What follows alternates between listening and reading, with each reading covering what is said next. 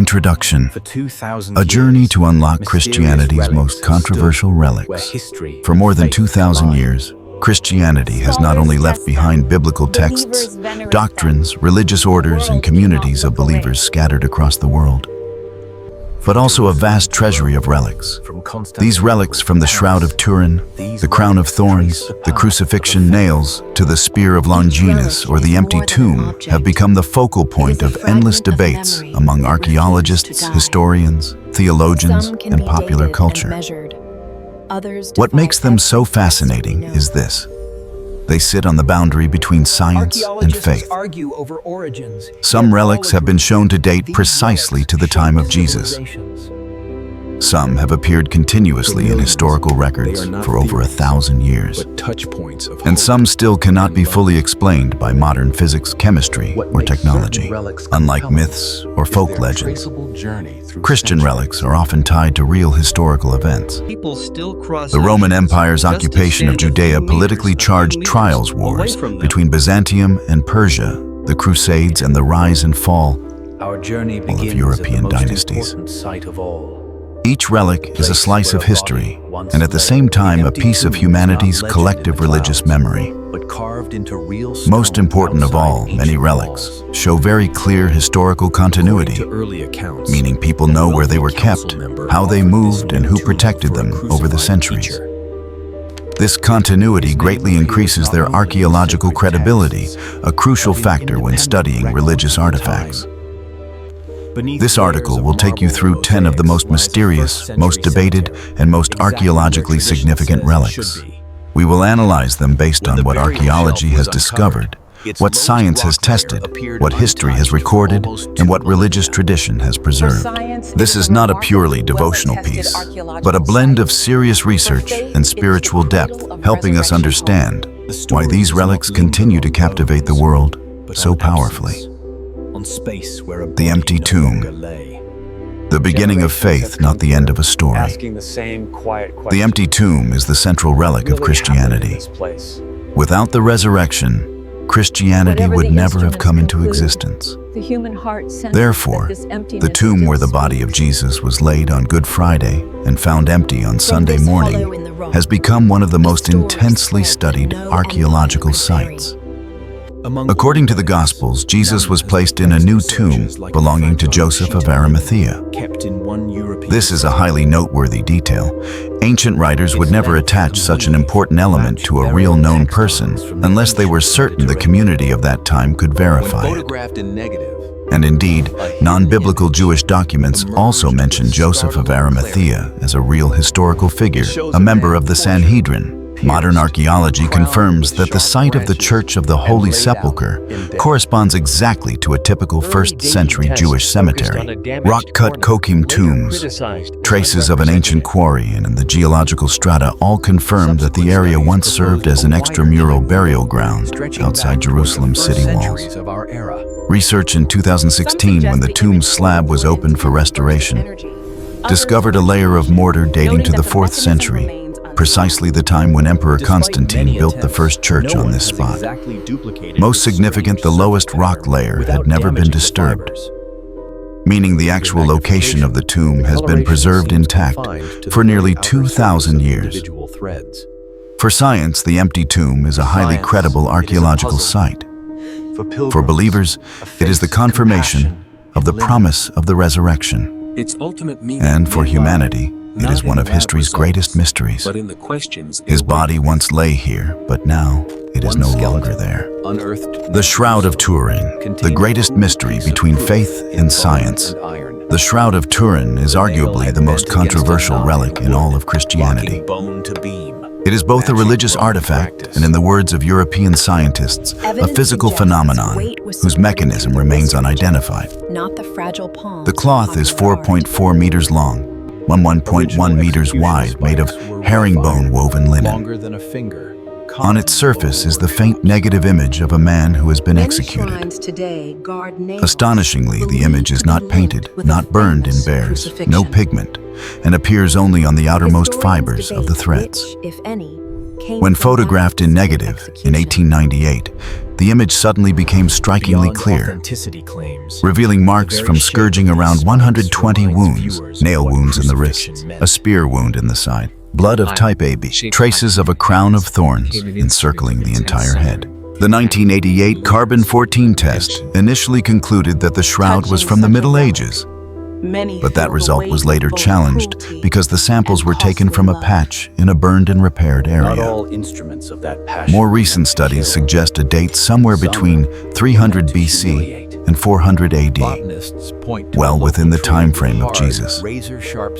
Some researchers believe the image was formed by an intense burst of radiation at the moment of resurrection.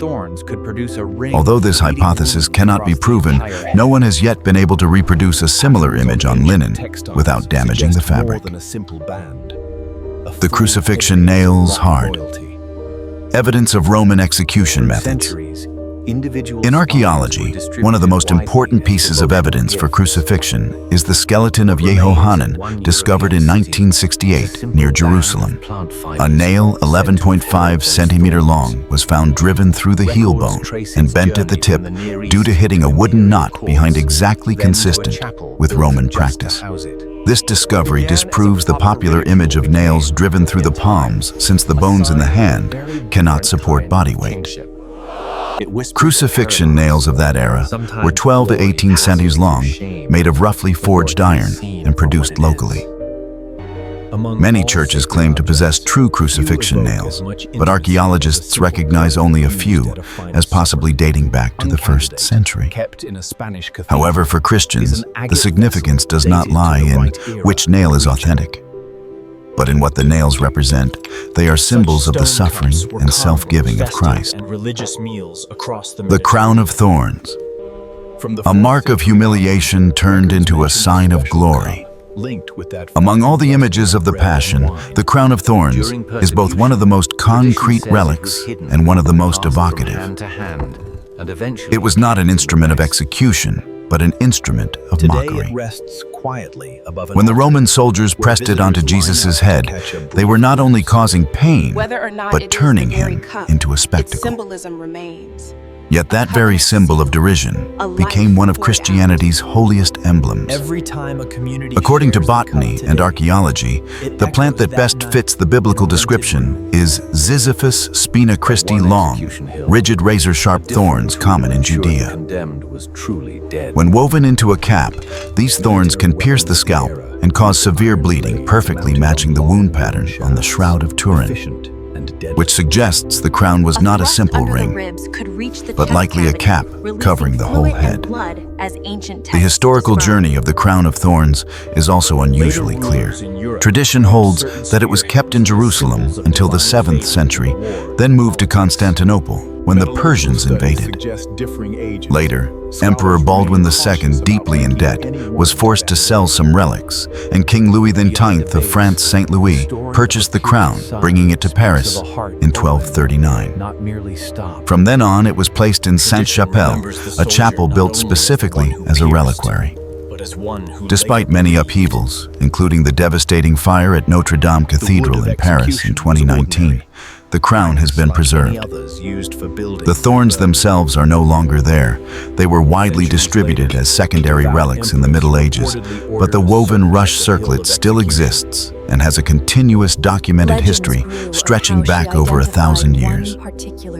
This makes it one of the historically most credible relics, even if science cannot absolutely confirm its identity. Theologically, the crown of thorns embodies Christianity's paradox. What was meant for mockery becomes the symbol of divine kingship. It reminds humanity that some forms of glory can only be reached by passing through humiliation, and that in every human suffering there remains a ray of transforming light. The Holy Chalice, the relic of the Last Supper. Among the list of relics, the Holy Chalice is one of the most symbolically rich. It is believed to be the cup Jesus used at the Last Supper, where he instituted the Eucharist and said, "This is my blood, the blood of the covenant." tells the story. Unlike medieval legends of the Holy Grail steeped in European myth and fantasy, archaeologists focus on artifacts whose dating fits the 1st century and whose historical tradition is coherent. Today, the relic most highly regarded is the Holy Chalice of Valencia in Spain. 1. Archaeological features of the Valencia Chalice. The chalice preserved in Valencia has a cup portion made of red agate onyx, likely of Middle Eastern origin, dated roughly between 100 BC and 50 AD, with its stem and handles added in the Middle Ages. Cups carved from agate were common in Jewish and Greco-Roman culture in the 1st century, used during festive or religious meals. This makes it entirely plausible that such a cup could have been used at the Last Supper. 2. A continuously documented journey. From the 4th century, the chalice is mentioned in Rome. From there, it was reportedly used by popes in special liturgies, transferred to Spain during times of Christian persecution, hidden in monasteries in the Pyrenees, and finally brought to Valencia Cathedral in the 15th century.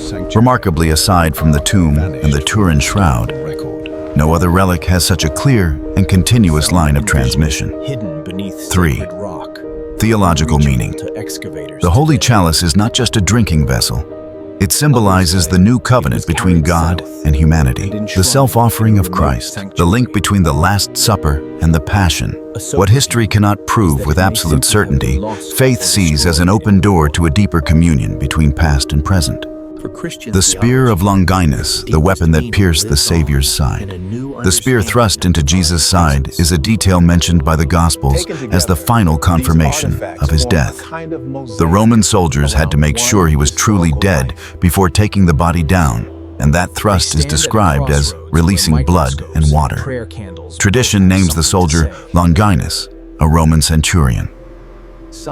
After the event, he is said to have converted and eventually became a martyr in both Eastern and Western Christian traditions. Faith, on the other hand, 1. Archaeological characteristics of a Roman spear. They hint at. A Roman spear of the 1st century generally had an iron blade in the shape of a leaf, about 15-25 cm long, mounted on a wooden shaft about 1.52 meters in length. A thrust into the side at that angle could easily rupture the pericardium or lungs, consistent with John's description of blood and water, a phenomenon modern medicine acknowledges as plausible if fluid has built up around the heart. Stories of compassion around these objects. The most famous spears of Longinus. There are 3 main claimants: the Vienna lance in the Hofburg Palace, Austria, the Vatican lance, the Antioch lance discovered by Crusaders in the 11th century. The Vienna spear is the most famous, once used by Charlemagne and later German emperors as a symbol of imperial power. However, metal analysis suggests the blade dates to a later period, likely the Middle Ages. The Vatican spear is rarely displayed, but is sometimes considered historically closer to ancient Jerusalem. Even so, science cannot yet provide a definitive answer. Again, the crucial point is not which spear is genuine, but that the spear as an instrument and act was real and a standard method of Roman execution. 3. Theological meaning. The spear thrust symbolizes the final confirmation that Christ truly died, the outpouring of grace, blood, and water, the opening of the new covenant. The spear of Longinus reminds the faithful that even humanity's most brutal acts can become the very place where God opens the way to salvation. The true cross, the greatest symbol of Christianity. The cross is Christianity's most recognizable symbol, but the notion of the true cross, the very wood on which Jesus was crucified, has an especially complex historical and archaeological story. According to tradition, Saint Helena, mother of Emperor Constantine, traveled to Jerusalem in the 4th century to seek the relics of the Passion. There she is said to have found 3 crosses, and by means of tests recorded in ancient texts, determined which one belonged to Christ. Even if that story bears hagiographical elements, one fact remains undeniable: from the 4th century onward, fragments of the cross were preserved in major churches throughout the empire, especially in Jerusalem, Constantinople, and Rome. These wood samples have been identified archaeologically as dating to the 1st century and made from Pinus halepensis, a type of pine common in Judea. Later skeptics argued there were too many pieces of the true cross in medieval Europe. Modern archaeology, however, counters that most of those were secondary relics. Objects touched to the original cross, not actual fragments of it. When these are filtered out, the number of plausible wood fragments is actually very small, and those few have serious documentation. The key is not the size of the wood splinter, but its continuous historical chain. The fragments of the cross are kept in precious reliquaries, cataloged in Byzantine and Latin imperial records, and revered by emperors as sacred symbols of Christian authority. In theology, the cross is the symbol of self-giving love, a total reversal of worldly power. The very instrument of cruelty becomes the sign of salvation.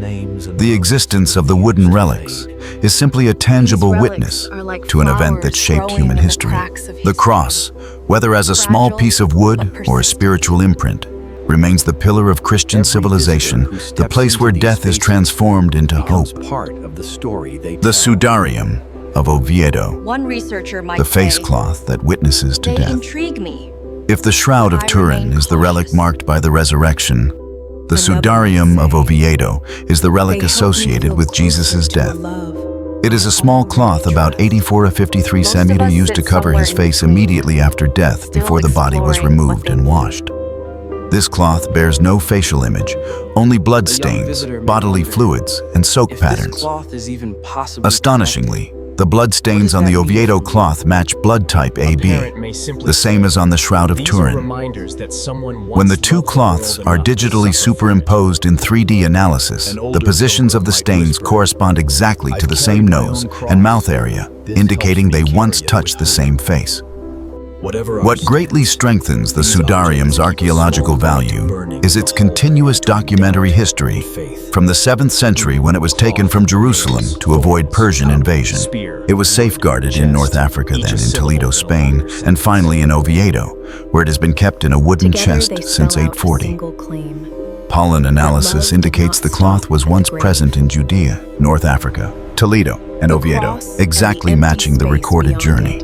Remarkably, the Sudarium does not contradict the shroud. Rather, the two support one another, since a face cloth would normally be removed before the body was wrapped in a long burial shroud. Theologically, the Sudarium highlights a crucial truth. Jesus truly died. This was not a coma or staged death. The blood and water pattern aligns with medical descriptions of a stopped heart and fluid buildup in the lungs after torture and crucifixion. It is a silent yet powerful witness to the historical reality of the Passion. If the Shroud of Turin is evidence of new life, the Sudarium is evidence of that sobering instant when humanity stood before the death of God-made man. The Ark of the Covenant, the greatest relic of Judaism and Christianity. Among all the relics humanity has ever sought, none surpasses the Ark of the Covenant in historical influence and religious depth. It was a gold-covered wooden chest containing the 2 stone tablets of the 10 Commandments, Aaron's staff, and a jar of manna from the desert. According to the Hebrew Bible, the ark symbolized the very presence of God.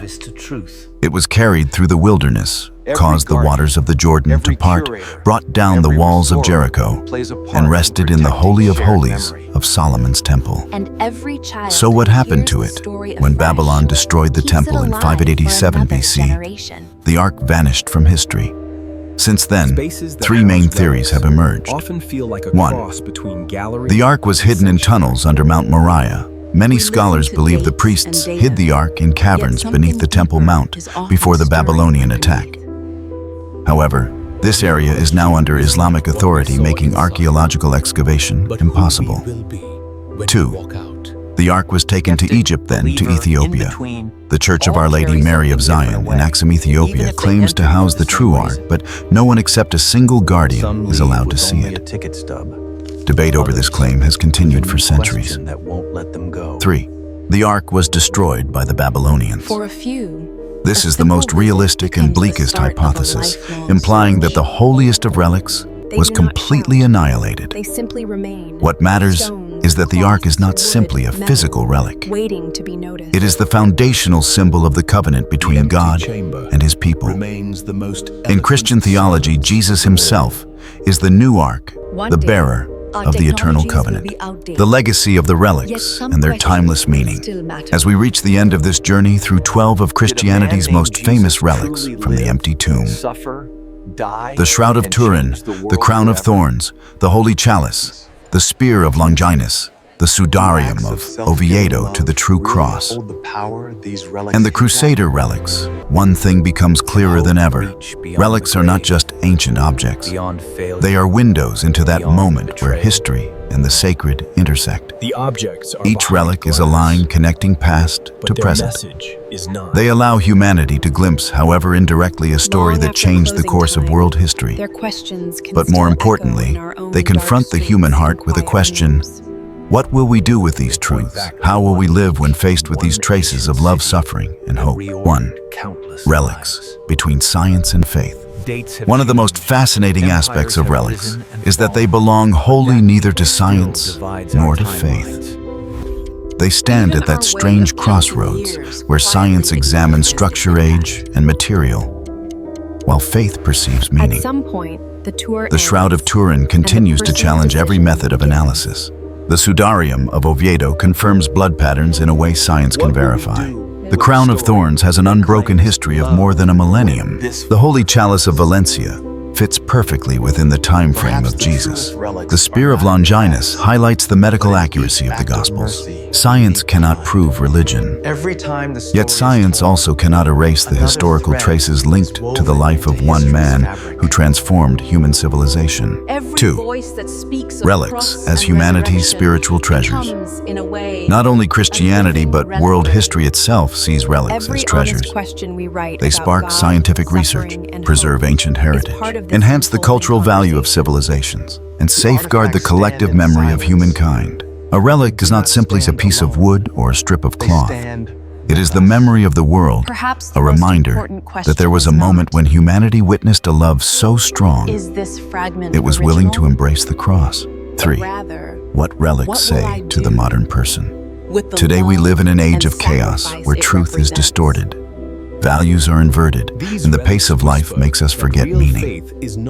Relics remind us that some things cannot be swallowed by time. Compassion, like Veronica offering her veil. Fidelity, like the apostles after the resurrection. Sacrifice, like the one who was crucified. And hope, like the empty tomb. Whether or not relics can be verified by the scientific standards of 2025, what matters is that they lead us back to the core story.